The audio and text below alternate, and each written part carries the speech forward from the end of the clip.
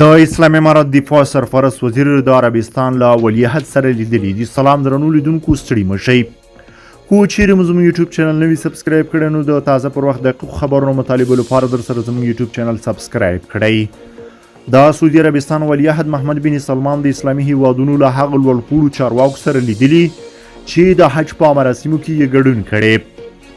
د اسلامي امارت د حکومت ویان ذبیح الله مجاهد په خپله ټویټر پاڼه باندې له ښاغلي سلمان سره د طالبانو د دفاع وزارت د سرپرست ملا یعقوب عکس خپور کړی. مجاهد لیکلي د دفاع وزیر ملا یعقوب مجاهد د سعودي عربستان له ولیعهد محمد بن سلمان سره د حج د سفر په ترڅ کې ولیدل.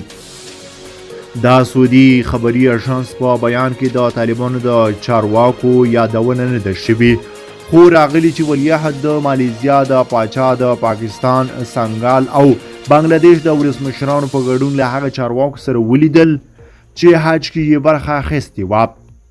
د سعودي عربستان په شمول د نړۍ هیڅ یو هیواد د طالبانو حکومت په رسمیت نه دی پیژندلی، خو له دې سره سره عربي هیوادونو لوړپوړو چارواکو د طالبانو له چارواکو سره لیدلي او اړیکې ورسره پاللې دي.